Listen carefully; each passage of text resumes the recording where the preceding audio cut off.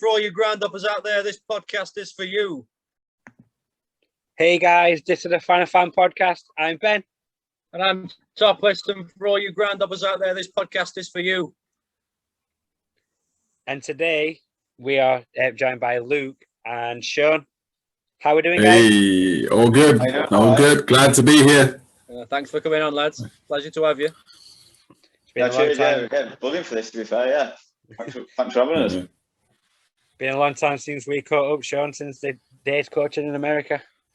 I know, it's almost three years almost now. You know, it's been ages. Yeah. Good times.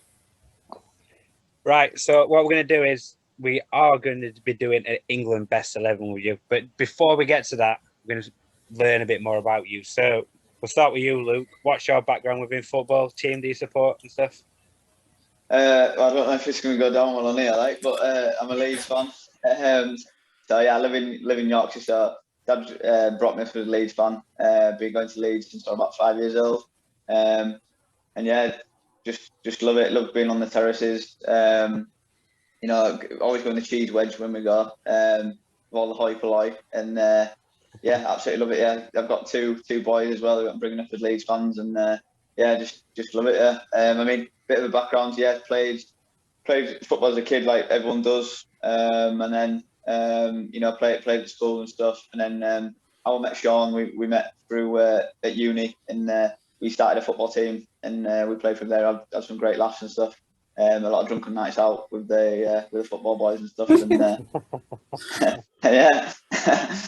And yeah, can't wait to get back to the games when all this is over and stuff. And yeah, Still playing now, Luke?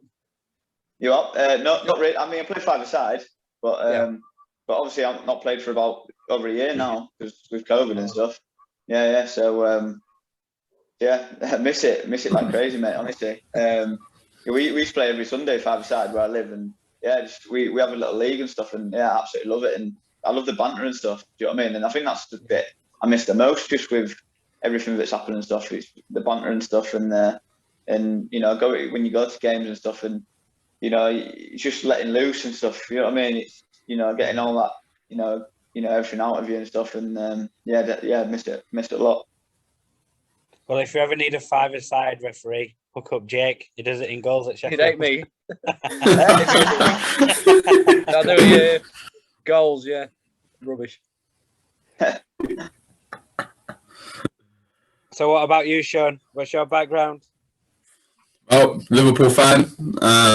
Big Liverpool fan. Despite some people might think I support other teams, which is not true. But yeah, I love Liverpool through and through. You know, from the early 2000s when I first started watching football. You know, we had that treble-winning season. Whether it's the best treble or not, it's a treble nonetheless. So, you know, I'll never forget that. Obviously, used to play football as well. Played at under 18s. That's for a couple of semi-pro teams back in London and that. And yeah, you know, met Luke at uni.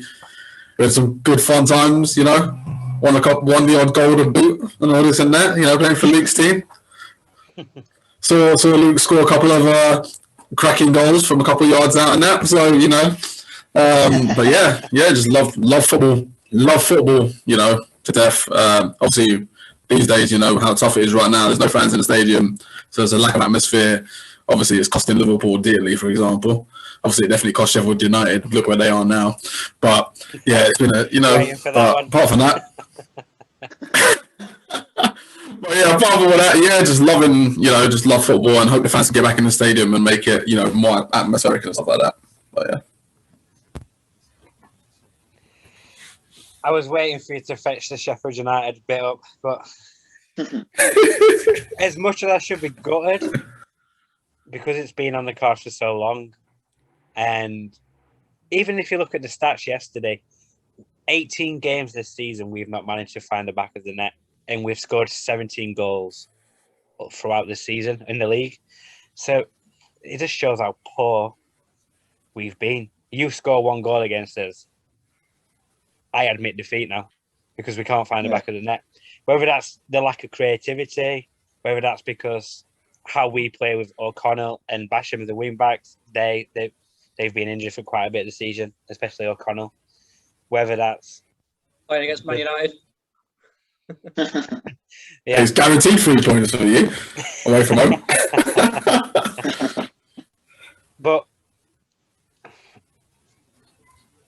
even with a crowd, as much as I do think we would have picked up a few more points with the Bramley atmosphere and the away following, I don't think it would have made the effect of where we're pushing for ninth like we did last year or pushing for Europe. I still think we've probably been in and around this situation. I just think it's Chris Wilder's managed to get a League One team to the peak of their career, playing the best football they can, and now it's shot us in the back foot in terms of recruitment. He probably weren't the best. I mean, Ryan Brewster, the money we paid for him, he's still not found the back of the net. Maybe he's not had the fair share of opportunities starting week in, week out, finds a way off the bench, but a lot of things went wrong this season, and there we go. We're down. We go again next season, and hopefully without no VAR. Hopefully that stays in the Premier League.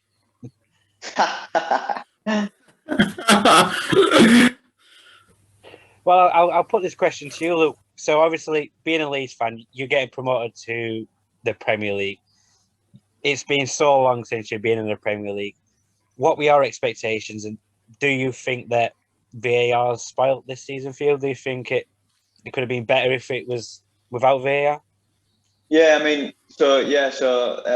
when we were in the Championship, and I got to games with my brother, and we used to talk about it. So I don't know if you saw when Leeds beat Blackburn 3-2, and it was like 2 goals in the last minute. And we said that if that had happened in the Premier League, it wouldn't have been the same, because you would have to stop to check if it was. And it's sort of like when we used to score in Championship, when you score, you literally go ballistic, like you're just absolutely buzzing. But with the Premier League, you sort of have to stop, because you have to wait to see if VAR's come into play and you know what's happened and stuff. I mean, for me, I think on VAR on paper should work every single time, and there shouldn't be like it should just work, but it just doesn't. It just doesn't. And I think with the goal with West Brom the other day with the Bartley Diane, it's just ridiculous. It's just got like beyond the joke really. And yeah, I mean, Leeds have had a lot of decisions against them this year. With the Bamford point in, with the offsides, but not really offsides and stuff like that. So I mean, for me, I'd probably prefer it not to be there, and just the referee makes the decision. I think with the amount of mistakes VAR's made this year, a referee would have probably made the same amount of mistakes if it didn't have it. Do you know what I mean? Yeah. Yeah. Do you think VAR is a problem, or do you think it's the referees what are managing VAR? I think it's the managing of it. I think VAR has taken the authority away from the referee, and I think referees are now scared of decisions that they make. And I think we've seen that in quite a few games where they're not confident with the decisions, because if they get second guessed, they're going to get abused on social media, and stuff like that. I think. Yeah, I just don't think it's working. I just don't think it's working. I think for me, if you did it where the referee could just make the call, and maybe go to just the TV screen and just make the call and him do it himself. I think the people in the back office that are making a call for him, I just don't think it's doing the referees any favours. I mean, VAR was brought in to help referees, and if for anything, it's made it worse. Yeah, I think so too. It's held up the play. The atmosphere is going, and they've made a few mistakes as well. I remember Chelsea-Tottenham last year. There was a bad challenge, and they played on yellow card, and he come back that they made a mistake. He should have sent him off. So they're still making mistakes even when they've got it. So I'd probably be better off doing next season without it, and then see if there's been any weigh up the mistakes. Which one's better? Should we have it or shouldn't we? Yeah, definitely. Yeah, Mm-hmm. I think with the like with the goal line technology, that was like when that was brought in, that was like a no-brainer, and it was like the ball crosses the line, they get a flash on the watch and it's done. Do you know what I mean? Yep. Whereas That's if you turn it on. That's true. If you actually turn it on,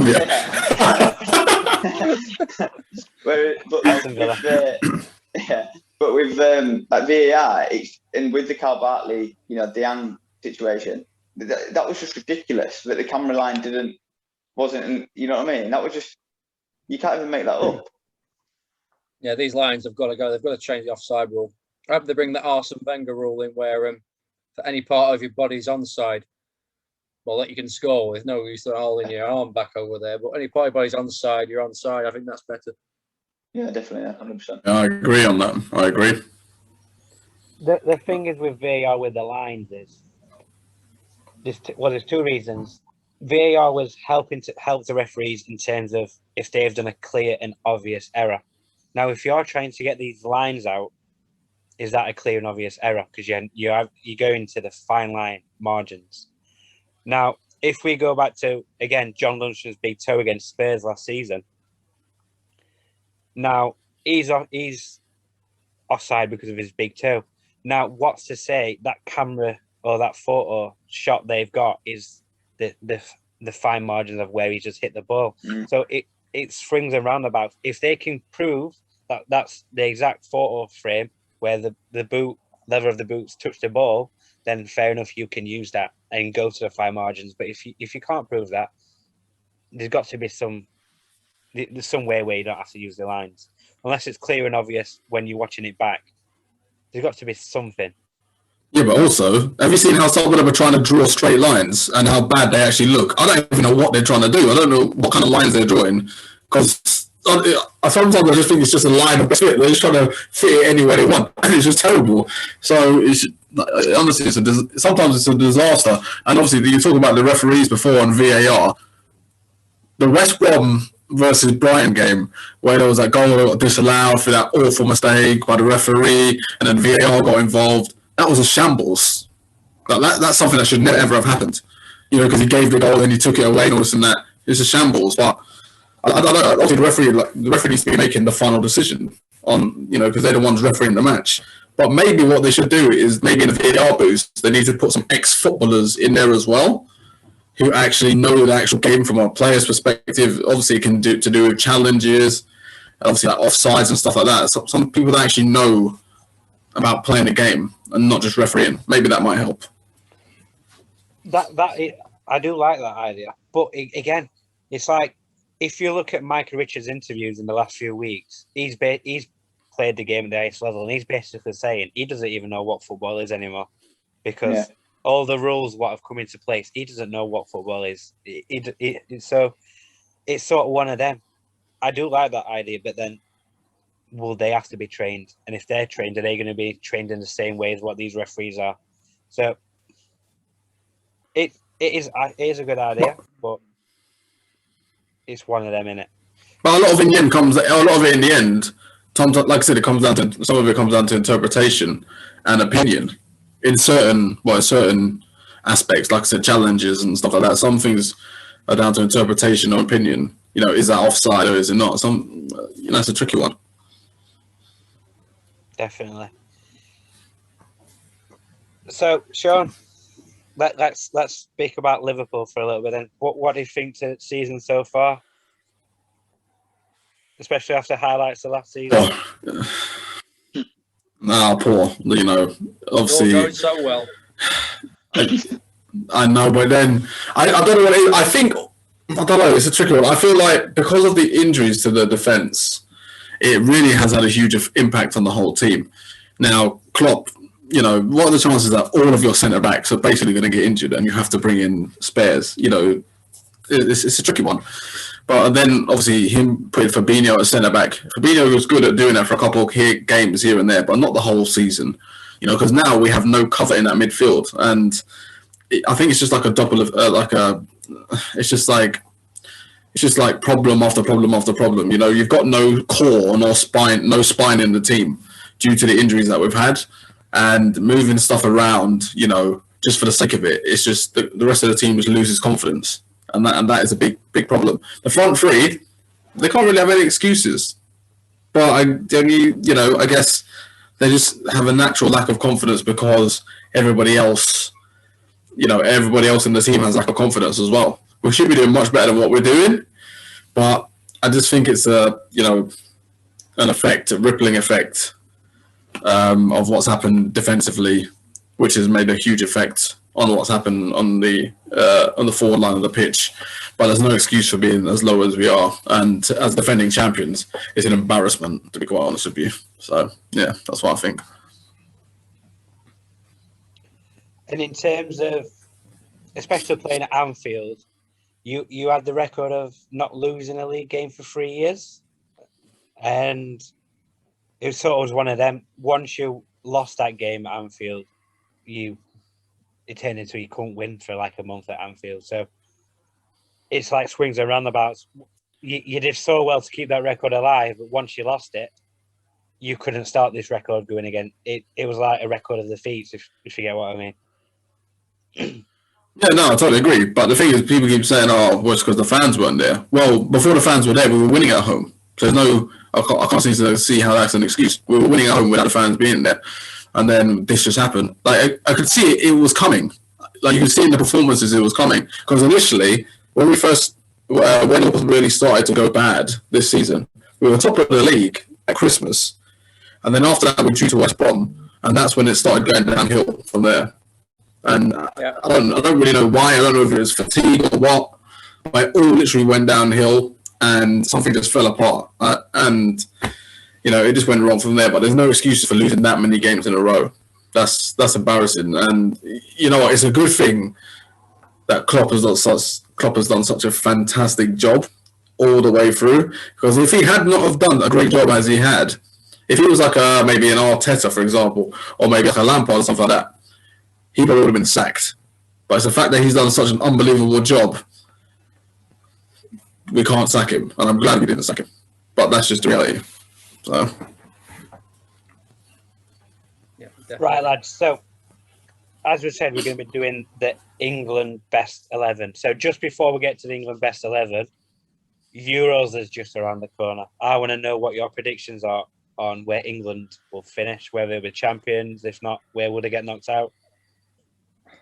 We'll go with you first, Luke. Predictions. I spoke to Shaun about this already, and I don't think there's that many good teams this year. And I think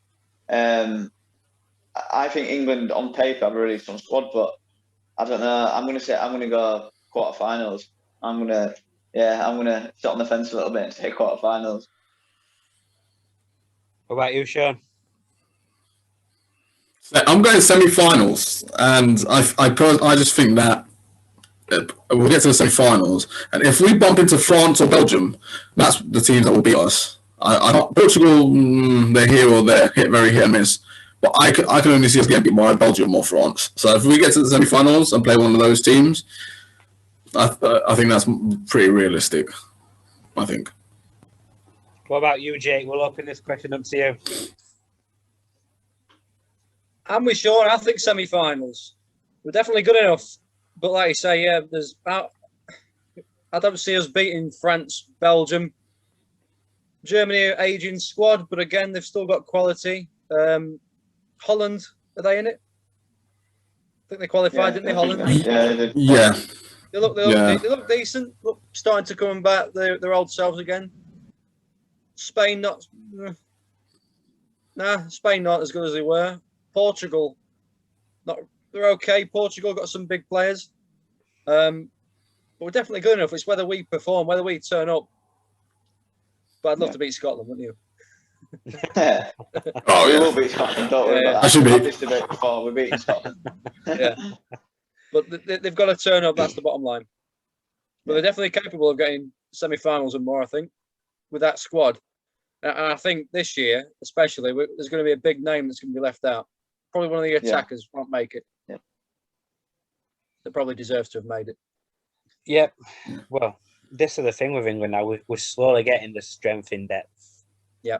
But am I right in saying they're talking about extending the squad to 25 instead of 23? I thought it was 25. I thought it was 25 too. Yeah. It might be a bit higher. I'm sure I heard something about they're extending the squad sizes because of the injuries. Obviously, especially how fast this season's being played and stuff. So I might be wrong. I might have read into it too much. But in terms of me, I probably agree. Do you know what? I'm going to push the boat out and say we're going to be runners up. We're going to get to the final. We're going to be runners up. I feel like the home advantage for most of it, especially with the Wembley hosting the final. True. And good point there. Yeah. I feel like that could give us that extra. And especially if there is going to be fans within Euros, and it's going to be like a home game. I'm going to say we're going to be runners up. We'll get to the final, but we'll lose it. Lose to who? We're going to lose to Belgium. I agree with Shaun. Belgium. I think Belgium are the team to look out for this year. I mean, they got some great players. Lukaku, he's been on form at Inter Milan. Kevin De Bruyne, probably one of the best creative midfielders there is in the world. And then they've just got a great defence to match it as well. And Courtois, he can have his moments, but again, he's played at the top level for quite a long time. I feel like they've just got a great spine, and they've got some great individual players along with it. So they're the ones to look out for. So we're hoping that Belgium and France meet each other in the semi-finals. Yeah. Okay. I'll take that.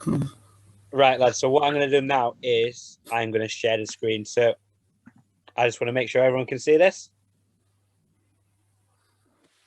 Yeah. Yeah. Good. So we are going to now put together England's best 11. So first argument we're going to have is what formation? What's the formation going to be for this team? Christmas tree.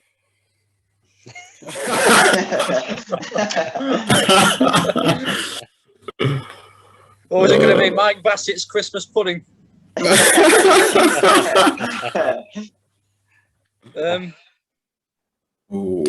a tough one. I'm tempted to stick with 4-4-2, me. I'm happy with 4-4-2. Yeah, I'm happy with that. We can go with that. The only thing I'll say is a 4-4-2. I've got the three midfielders that I've picked would not go into a 4-4-2. And you probably know which three I mean. Yeah, I do. I bet two of them can't play together either. Probably, yeah. Gerrard, Lampard and Scholes, I'm going to guess we are three. Well, oh, that's a tough one. That's a hard one because there's a big player you're leaving out there. One that'd be useful on free kicks, but I don't know. I'd stick with 4-4-2, me. I'm going 4-4-2. I'll leave it up to you. We'll go 4-4-2. Big players being left. Okay, right. Well, don't forget to mention as well. We've got to pick a manager and 3 subs. Yeah. So we'll get to that later on. But yeah, we'll start with goalkeeper. Well, this has to be quite easy. This has to be an easy one, surely. David James. Jay? No, over Seaman? All Seaman, yeah, there's Seaman, isn't there? Yeah. I think it's because when we started getting into football at that age, David Seaman's he played for 2 years after. But I did love David Seaman. That's the thing. I did love him. I was tempted to pick him, but for me, David James. That's my vote anyway. What about? I'm just going to throw another one into it. What about Joe Hart? He took no, no. He's going to be good enough to be. No, he's not better than Seaman, mate. No. I'm not saying they are. I just thought I'd throw another name into the equation. Mate, I'd rather play Nigel Martin, mate. No.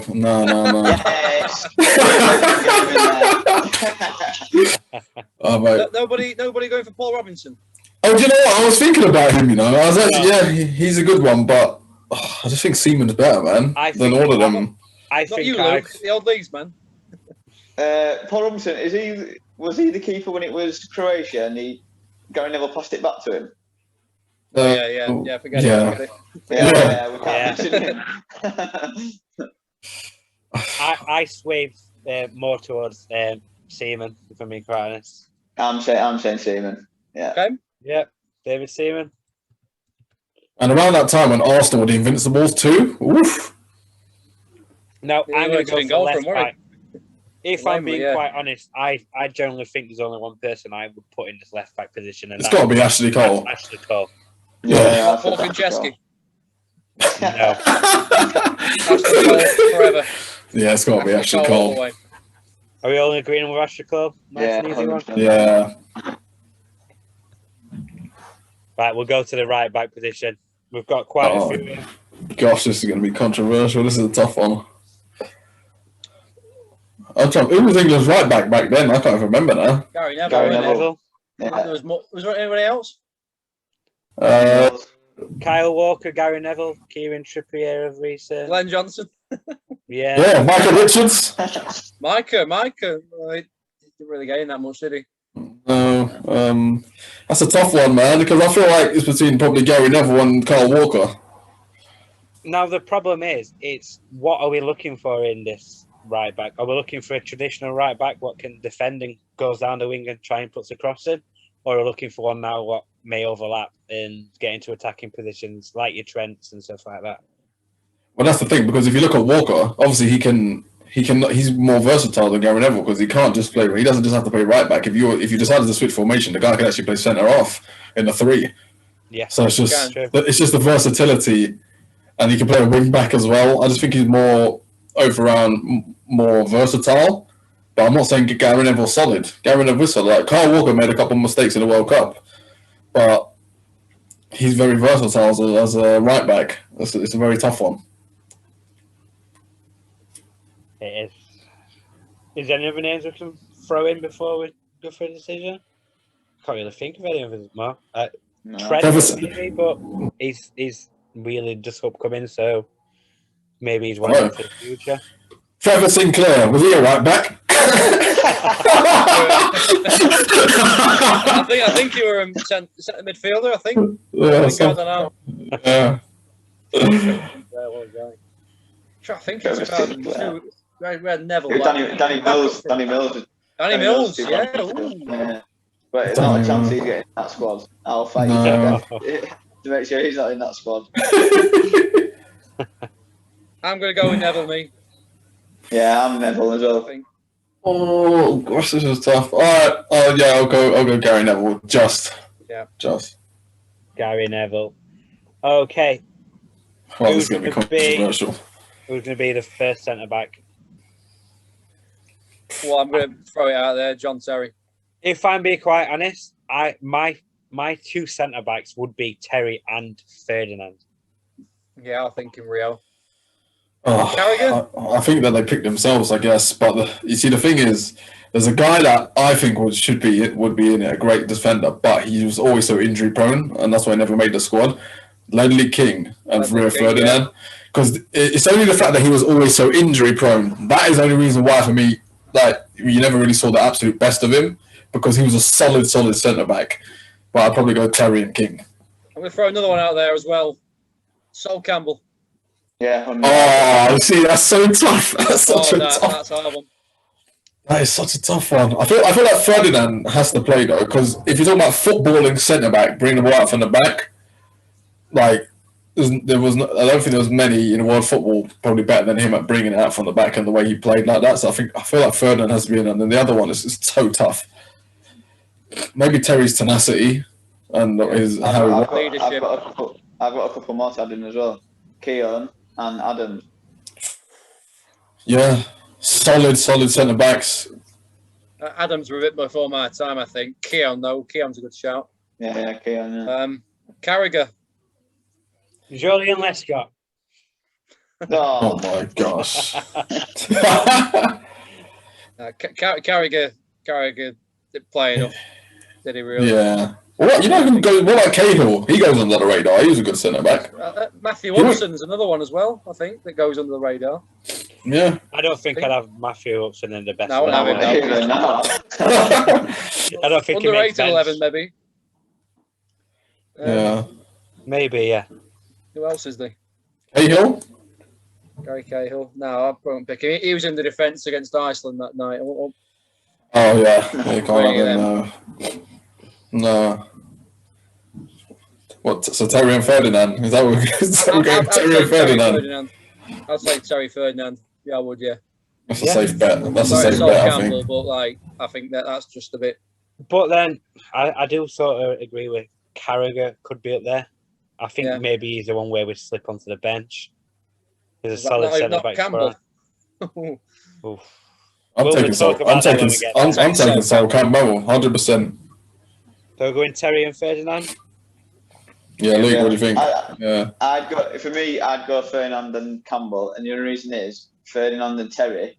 It didn't really work. Like when you look at the tournaments we went to, but on paper, I'd say them two are the best. Do you know what I mean? Yeah. Did okay in 2002, I suppose, didn't they? Yeah. We'll put Ferdinand in because everyone's agreed with Ferdinand. Yeah, Ferdinand, yeah. So it's all about now finding this next centre back. Tough. It's so tough. I'm a big fan of leadership. John Terry was one of them. Not saying Sol wasn't. John Terry was ferocious. A bit more, you know what I mean? I'd say Terry, even though I do love Sol Campbell. Yeah, I think Terry just pips it for me. Yeah. Just pips it, I think. He was captain and all, wasn't he, Terry, at one point, so. Yeah. Yeah. So he got stripped.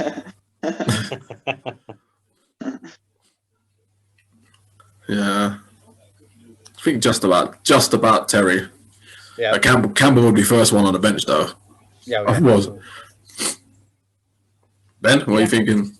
I agree. Well, if I'm being quite honest, John Terry is probably one of my best defenders, in my opinion. He's won everything for club. Obviously, what he did off the field, I don't agree with any of it. But if we're just talking as a footballer, I think he brings you everything. Leadership, puts the neck on the line, commitment, everything you want as a defender, I think he does give you.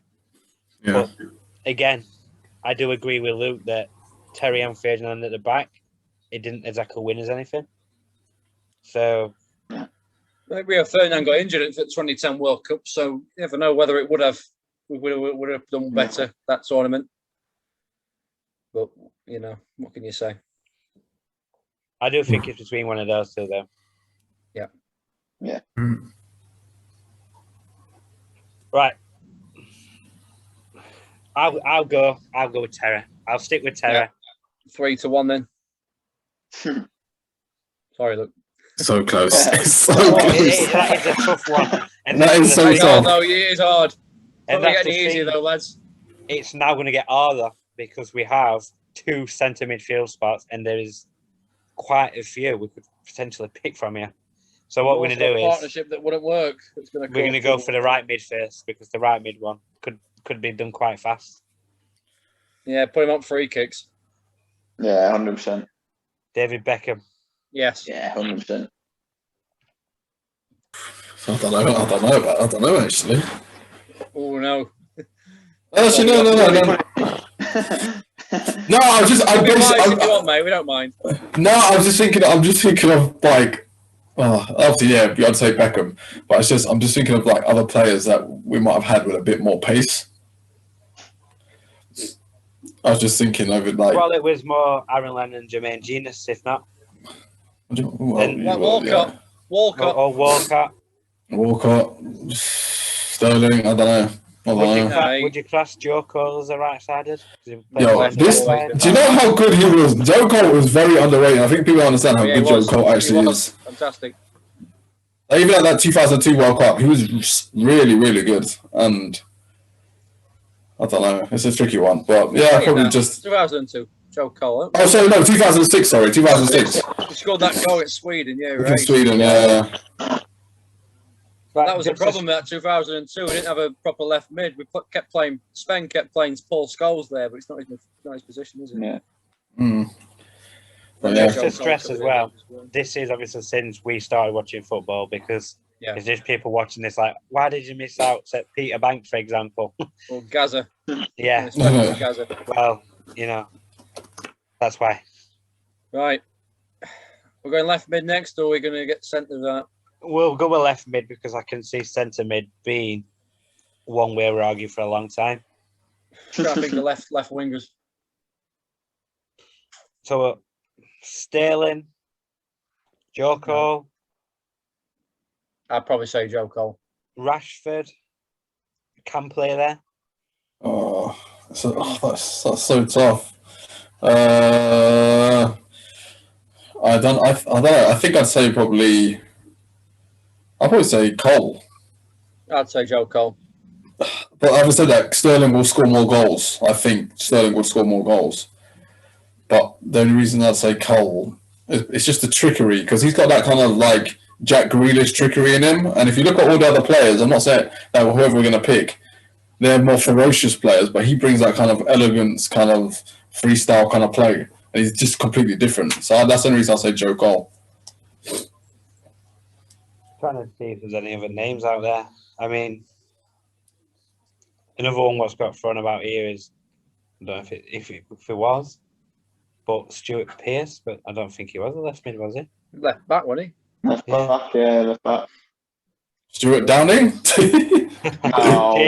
James Milner? You see, but the thing about Milner, he's like I said, if you look at like I said, a lot of the other players, he's aggressive kind of player. So it's like, you know what I mean? It's a tricky one, but I don't know, Sterling or no, I think I'd go Cole. I think I would go Joe Cole. Yeah. So we're going for the left-sided Coles? Yep, Cole and Cole. Right, what we'll do is, because we've got two, we've got Ada Cole, and then we'll get Joe Cole on. Luke, do you agree with that, mate? Uh, I mean, I think from the ones we've mentioned, I think he's the best, but I think that's probably the weakest position. I think at his peak, I think, he was fantastic, but he just wasn't consistent enough for me.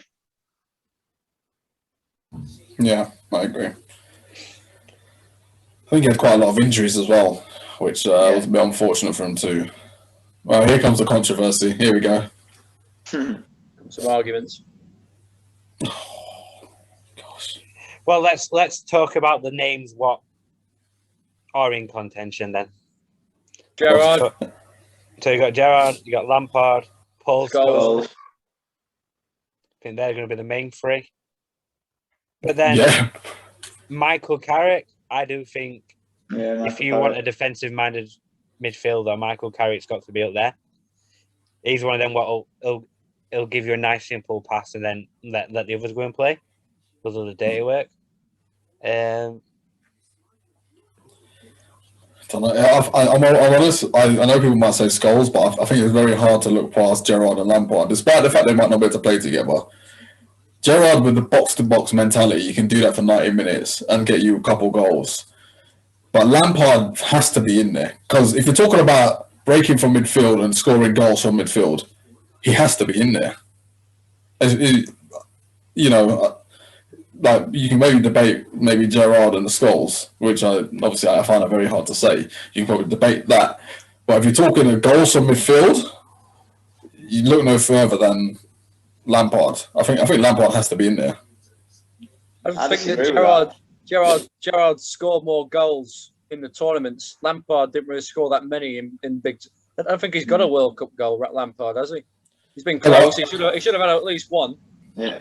No, I agree, but I'm just saying that overall, if you just look at him overall as a player, and I guess some stats and stuff, it's very hard to not play someone who's scored. That just in general, that's the kind of midfielder he is.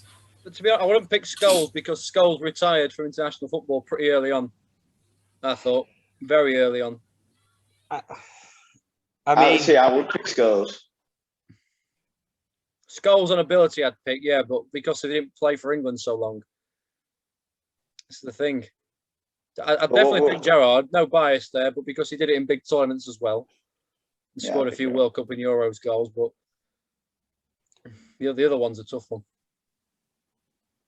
I'm trying to think of the names. Carrick, I didn't see enough of an England. Nicky Butt, Gareth Barry. Nicky Butt. Who? Gareth Barry. Gareth Barry, no. Just give me the name that played there. I mean, could we even put Paul Gascoigne into contention? Because he did play for England in 1998, so we was bored. I don't remember watching that much. I didn't hear. Yeah, I never really saw watching live that much before my time. So it's a tough one. If we did one overall, I think it would definitely be in contention. Like if we didn't reduce it to like early 2000s, he's got to be in there definitely. But any recent players from 2018 that could have got in? I'm trying to think of names of a Well, current it's England really team. we've got Eric Dyer, what's played midfield. Oh Henderson, gosh, we're not Olympians about that. Henderson. Lingard, Yeah, no.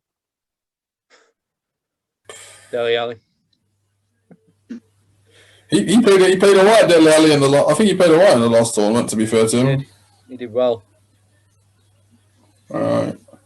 Ashley Young was playing quite a lot. Yeah. Henderson played quite a lot. It's a tricky one. It's actually tricky. Honestly, like you see that after the Euros, right?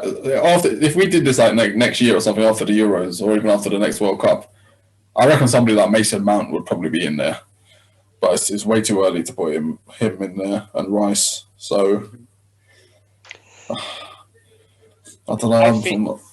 I think Scholes, if you look at, was it Xavi where he made that quote about Scholes saying that he's probably one of the best central midfielders in the game for the last 15 to 20 years. I think he wanted his shirt after the final as well, if you remember. Yeah. The Champions League 2011. I think Scholes has to go in it, and then I think we just got to argue between Lampard and Gerrard. One of them's going to have to miss out and probably go on the bench. I mean, I do like Lampard and Gerrard, but it didn't work when they both played. So I don't think. I think you've got to go Gerrard. Just for that box to box midfielder mentality and the energy that he brung, like box to box, bring the ball up. You know, it's his tenacity and work rate. Yeah, I think you've surely got. I think Gerrard. I agree with that. 100%. You're going Gerrard and Scholes. Yeah. Yeah. I kind of feel bad for Lampard now, too, but it is what it is. It is, mate. Like I say, I think if Fabio Capello had rung Paul Scholes for the 2010 World Cup, he would have gone. But he never rung him. And I think if he had, we might have got a different result that tournament. But he should have stayed. The 2006 World Cup, he should have stayed on and played for, definitely. Oh, this is going to be a good debate. Two strikers. I think they picked themselves. I actually think they picked themselves. Pesky. I don't know if I agree with that because we've got Rooney, Alan Shearer, Michael Owen. I think Rooney and Kane. I think they picked themselves. No, I've got to have Michael Owen, me. Oh, Alan Kane? No, nah, man. We got Rooney and Kane, surely. Alan Shearer. Nah, because I feel like at the end of when it's all said and done, I think Kane, if he stays in the Premier League, is going to break his record anyway, and he's also England captain, and like Kane's just an out goal scorer as well. I'm not saying Shearer's not, but this guy's an out goal scorer too, and Rooney, I think Rooney's just a given. I'm going to be really controversial here. Then again, if one of the reasons we left Lampard out of the midfield because he didn't turn up in like World Cup big tournaments, Rooney didn't really. Yeah, I totally agree with that. Yeah, 100%. He only scored a lot of goals, but that was in the qualification. I think I'm going to be very controversial. I'm going to go Michael Owen and Harry Kane for me. I think that's harsh, man, because again, in terms of big tournaments, Michael Owen did it a few times. Harry Kane's been top scorer at the World Cup. I think Kane will do it again. But then Rooney's our top goal scorer for England. So that's also very harsh. But the thing is, if you look at Rooney as well, right, he can also drop back into that midfield role and help out as well. If you needed to cover and stuff like that, he could also do that as well. That's the thing. He didn't do very well at it though in 2016. I mean, if you want to talk about some of the greatest at scoring, well, one of the best like sort of percentages for goals to games in strikers, you got to put Peter Crouch up there as well. I knew you were going to say that. I was going to say. I've got another name for you. I knew it. It might not be. It might not. Go on. Jermaine Defoe. What about him? Yeah. Very underrated. Very underrated striker. Go off the bench and he knows how to find the back of the net. He's one of them. He's one of the strikers you'd love to have in a one-on-one situation. 9 times out of 10, that's going in the back of the net. Yeah. It's true. And you have Cole. What about Cole? Andy Cole. Robbie Fowler as well. We've had some really good strikers. We've had some really good teams here. That we've Teddy done. Sheringham. There's another one for you. Sheringham. Yeah, out and out goal scorer. Darius Vassell, what about him? I knew you were going to say that. I was thinking about that. Big Darius Vassell. That was funny. Who can forget Emil Heskey? Yeah. But he was actually alright though. He was actually not bad at all. He was actually not too bad, to be fair. That He goal was against terrible. Germany. Who can forget? But I don't know, But man. then again, if you look at Shearer, not only is he like the Premier League all-time goal scorer, he did perform for England as well. Yeah, I get that, and I totally get that. But I just think that when it's all said and done, Kane probably will be the top goal scorer for England, and probably be the top goal. Probably the top goal scorer in the Premier League. He's already the top goal scorer in the league right now, and Tottenham are doing terrible. But that's if he stays in the Premier League. I mean, you could argue Rooney, he got to the 200 mark, and then he just deteriorated, and his goals got less and less. So not only has he got a long way to go, he's got to keep that level up. Consistency. Can I ask quite as well, a few seasons. Did Wayne Rooney ever excite you in a World Cup or in the Euros? No. Hey, what about the one where we the one where Greece won the Euros and then he played pretty well? Did okay that year, yeah. But He scored a couple of goals in there. He played all right. Yeah. there was also, I can't remember if it was the Euros or the World Cup, where he got injured and he flew out late. I do think we brought him back too early. Yeah, that was. But I think if he was fully fit, that would have been the competition where you do get excited by him, and he brings his name to the stage. But Got red carded, didn't he? yeah, I don't think. I think that's harsh to not put Rooney in, man. I think that's very harsh to not have Rooney in there. I do think Rooney should be in there. It's just his creativity and stuff as well, like off the ball and stuff like that, and what he can bring. Because, like I said, he's very versatile in his positions that he can play as well. And I think that's very harsh to not put Rooney in. But Kane, I know Shearer is Shearer, but Kane, man, I don't know. Are we all agreeing on Harry Kane? Yeah. I don't know if I agree with Harry Kane, but this might be a 3-on-1. I do 3-1, mate. I do think he is going to be the England top goal scorer, but at this time, I don't know if I'm swaying more for Shearer and Rooney. But the thing is, was Shearer ever world class for even as long as what Harry Kane has been world class? Because when you look at Rooney, right? Rooney and Kane are world class and have been probably been world class for more than a couple of seasons or years. How many years has Shearer even been world class? Probably that one season when Blackburn won the league. But then again, he's still got more trophies under his belt than what Kane has. Yeah, I agree. Well, that's why Kane's going to leave Spurs, isn't it? That's why he's leaving. But we have Harry Kane 3-1, is it? Yeah. Kane, he's got to be in there, surely. Kane, stick him in, Ben.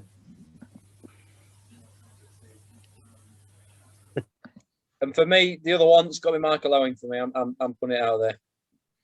I'm going Rooney on this one. I'm going Rooney. I don't think Owen gets in it. If he didn't play enough tournaments either, I don't think either. The thing is, Owen. Good point. Yeah.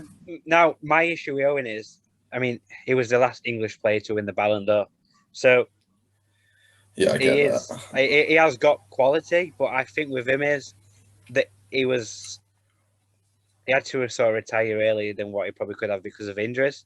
So I don't think he was at the highest level in terms of international football for the time what he could have. Even just before, we were talking about goals. I know that qualification weren't great. Our qualifications was always easy, but just getting the goals to get us to the tournament. Rooney would get us those like more than what Michael Owen would to get us to where the tournament was. Right, we needed 2002 or whatever, or 2001. We needed Beckham to get us against Greece to get us to the Euros, or was it the World Cup? Do you know what I mean? World Cup, yeah. Do you know what I mean? Like, maybe a very, very young Michael Owen when he was at Liverpool back then. Argentina goal. Yeah, that young Michael Owen back then. Yeah. But I just think if you look at consistently in the whole career, surely it's got to be Rooney. Point Surely. because obviously Rooney, Michael Owen never played at England tournament after 2006 after the injury, did he? We didn't qualify for Euro 2008. He didn't make the 2010 team. And he also had a lot of injuries too. I'm not saying obviously Rooney had plenty of injuries, but he had quite a lot of injuries too. And Rooney's the top goal scorer as well for England. Well, I know. this is the thing. In terms of goals for England, Rooney got 53. Michael Owen got 40. And to be fair, I thought Shearer got more. Shearer only got 30. So I do think now maybe Alan Shearer could be out of the equations between Owen and Rooney now for me. Maybe I just don't think we should. I don't think we should go on stats. I know Rooney's a top scorer, but I don't. If I look through his goals, I think Michael Owen's got more important goals, more big goals than Rooney has. That's why I pick Owen personally. Yeah, I just think how that many of those 53 goals have come in big tournaments? I can think of One there was a few in against 2004, and then there was the 2012. We scored that header that we've already qualified. I think had we already qualified for the knockouts at that point? And then we've got World Cup 2014 that tapping against Uruguay. yeah, true. I just didn't he score a penalty against Iceland when we lost? And Iceland 2016, yeah, he did score. yeah, we led 1-0 and we got beat. I know. That wasn't his fault. Well, that really was his fault. That was when Joe Hart messed up. No, it was everybody's fault. It was a defence's fault for him to have that shot, I'd say, and not picking up a long throw. Yeah, that's true. I'm Embarrassing. still Michael Owen. I'm going Rooney. I'm still saying Rooney. Luke? I'm going Owen. Oh, no, it's too old. If you're saying who I'd rather take at the peak, who would rather take to a major tournament starting up front, I'd pick Owen. Because Owen actually did deliver. Argentina, he scored against Brazil. Like, We didn't even win that game. We didn't even beat Argentina. True, we lost that game as well. He scored a winning goal. He didn't score a winning goal. How are we deciding this one then, lads? Right, I'll tell you what. Quick phone call. No, I'm just kidding. Quick rock, paper, scissors. That is a tough one. It's an absolute tough one. But I also, like I said, I just think that with Rooney, as much as he's not just a striker, he could be versatile as well. And this is the thing. When you look at Rooney and Kane, they're a little bit similar in the terms of, like, if you look at Kane, for example, this season, he's got a lot more of assists. So he's kind of adapted his game to not just scoring goals. He can get quite a lot of assists. And Rooney can be versatile like that. Obviously, Michael Owen just flat out goal scorer, which I guess would work better with Kane because, I guess Kane could also set Michael Owen up to score plenty of goals. But I just feel like maybe the way Rooney and Kane are, I just think that they might be able to complement each other a bit better because they can both score plenty of goals, but they're also so unselfish they can set each other up. I think that's a factor. Well, I think it's guaranteed that whichever one misses out will be on the bench. I mean, I'd be happy to have Rooney and Owen up top and put Kane on the bench, but obviously that was 3-1. Oh. Yeah, I think it's very hard to put Kane on the bench. Fine. I'll decide it. Billy Sharp.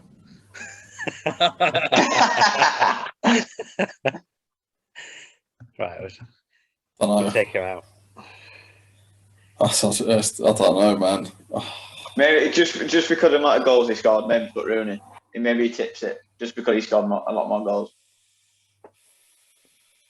Oh, that is so tough. Yeah. Well, this is the thing. I agree with you. He scored goals, but then, like you said, Owen performed better on the big stage. Rooney's one what will get you qualified. Owen over the one what. I just think Rooney had one good tournament. I just think Rooney probably had one good tournament, and that was at Euro 2004. That was, yep. But then at Euro 2004, wasn't he up front with Michael Owen anyway? Yeah, Michael Owen scored that goal against Portugal, didn't he? That game, yeah, as well. That we lost. They were a very good partnership, I thought, Rooney and Owen. Very good partnership. But again, with Michael Owen throughout his career, he's scored goals everywhere he's been. I know he's not probably the best player on the pitch, but he's always at the right place at the right time. I always remember that game. It was only a friendly in 2005. We were 2-1 down to Argentina, and he scored twice in the last couple of minutes. fantastic. You know, Michael Owen.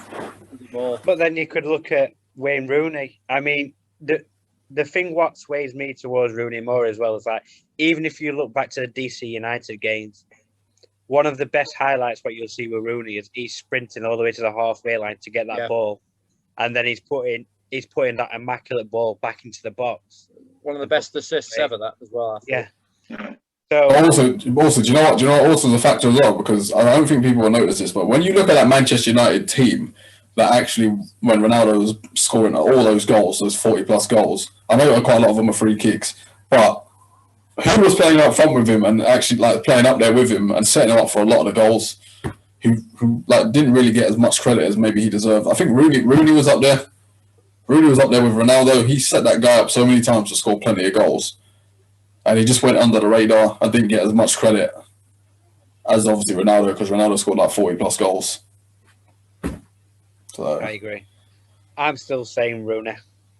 Yeah, I'm sticking with Rooney. It is tough though. He's won more than Owen as well, hasn't he? Yeah. I don't know. I still stick with Owen, but I'm happy to concede to Rooney. Well, either way, whoever comes off the bench is going to make such a good difference. I think I'm right in saying that's twice now on this podcast I've lost Michael Owen vote. Yeah. Oh, that is such a tough one. That is so That's tough. the hardest one. You see, if we'd gone 4-3-3 now, then we could have dropped Joel Cole off, or Beckham. We could have dropped Joel Cole off and just played Rooney, Kane, and Owen. And we could have put them all in then, couldn't we? Yeah, but all three of them. Because don't forget, Owen had a bit of pace on him too. So like, we're going to play all three of them. We're going 4-3-3. Yeah. Couldn't run for too long, mate. His hamstring would go. That's a solid team, though. That is a solid team across the board. Solid team. It's pretty much the 2006 team with Harry Kane in it and Seaman. Literally. And it's a hard-working team as well. It's a very hard-working side. And team of men, I'd say as well. Like leaders. Yeah. Nice. Who having on the bench? Well, I guess it's going to be Lampard and Owen on the bench, as your first two. Lampard and Owen, Campbell. There you go. Yeah, done. No, so if Seaman gets sent off, we're putting Campbell in. Oh, we put Ferdinand in goal, innit? Because he went in goal that time. Can do it, yeah. Owen, Lampard, Campbell. Yeah. We're doing the Neil Warnock of the United. We don't have a goalkeeper sub. We've just put Jagielka there. Last question. Who's the gaffer? Dave McLaren. You must be joking. Okay, well, so it's got to be a former manager, right? Yeah. So Sven, it's not Capello. I'll tell you that now. It's definitely Sven, McLaren, Capello, Hodgson, Southgate. One of them. What? No Big Sam? Or Big Sam? 100% record. What might have been? I'm going to go Southgate, actually. I think it's probably, in my two, it's either between Sven-Göran Eriksson or Southgate. Yeah. I just think that if you look at Southgate, he actually lets that team express themselves and go and play. And I think that's why it's between Sven and Southgate. He just, like I said, he lets them express themselves and let them go and play. I'm thinking really back then, because a lot of those players back then have said that they probably would have done better with a different manager in. Yeah. And again, this team, everybody says, should have won a tournament. It didn't even get to a semi-final. It should have, definitely. But I'm trying to think of managers back then who could have managed the England team back in 2002. I mean, you could argue Harry Redknapp, but I think he peaked a bit later on, didn't he? But I think we would have won the World Cup had we not bumped into Brazil. If we had beaten Brazil, that 2002 World Cup, we would have won that one. Would have made a big statement. There was no other better team. Like that match should have been the final. That match. Did Brazil play Turkey in the semi-final? Yeah. Or was it South? No, it was South Korea. Wasn't it South Korea? No, South Korea played Germany. Oh yes, okay, yeah. So probably that. Yeah, and then they lost then they beat Germany in the final. So Turkey in the semi-final. Oh, jeez. No, they were a solid team. They were. If we'd have beaten them, we'd have made a massive statement. Right. I think I'll Yeah. agree with Southgate. Yeah, Southgate. yeah, Southgate. Southgate, you're the one. I think it's probably the best of a bad bunch, if I'm being quite honest. Yeah, That's how you put it. Well said. Who could have managed that team in 2002 or 6 instead of Spain? Maybe Glenn Hoddle, because he was the England manager before. Glenn should have stuck. Yeah. Keep that big mouth shut, Glenn. That's what he should have done. Should have been fine. But yeah, what a team. Yeah, man. Yeah. Right. We'll finish off with the question we ask everyone is, if you could sum up football within 3 words, what would it be? Give you a few seconds to have a think. Could be a 3-word phrase or just 3 generic words. So it could be like passion, commitment, leadership, or it could be one of them is love this game. It's for everyone. Something like that. Best game ever. Oh, I do like it. That's good. I'd go passion, enjoyment, and love. Some good ones there. Yeah. Best game Best ever. game ever. Like that. Passion, enjoyment, and love. I bet it would be Sheffield United relegation. Sorry, man. Sorry. I'm joking. No, listen. Hopefully followed by Liverpool top 4. Hey. Liverpool, no Europe. Don't know what you're talking about. Right, lads. Just before you go, you have a YouTube channel yourselves. Do you want to give it a quick plug? Tell us what you're doing it. Yeah. Go for it, Luke. Let's talk with Shaun and Luke. So we're a podcast channel where we talk about a variety of things, mainly football on a Tuesday. We always do a podcast on a Tuesday, and on a Friday we just do random stuff. So we do, we've talked about racism, we've talked about, traveling, university days, and literally, just everything random. So we always say that if anyone's got anything to talk about, come onto the show and we'll have a little talk with them and just talk about anything, don't we? Yeah, very much. Yeah, I echo everything you said. Yeah. You on Twitter, lads? No, we're on Instagram, Facebook. Just let's talk with Shaun and Lou, and if anyone wants to check us out, on YouTube and stuff, and check out our videos. And like we say, if you guys want to come on and want to talk about football and want to talk about something else, we'd love to have you on.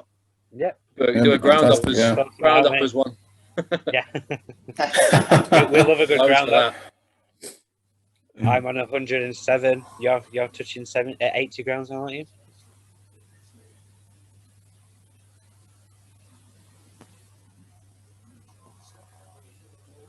Is he still there? You gone? He's gone. Oh, he's back. How many grounds are on now, Jake? Yeah. There he is. He's back. He's unstable. Right. So what we'll do is now we're going to wrap it up. So again, Luke, Shaun, thank you for coming on. We'll put the links. Yeah. Thank you for having us. Into our channel and stuff. And cheers, once again, it's been a pleasure. Fantastic. Thanks, lads. Cheers. Thanks for having me on, lads. Yeah, really enjoyed it. Really good. Yeah, much appreciated, man. We'll Take it easy. See you again soon. Cool. Bye.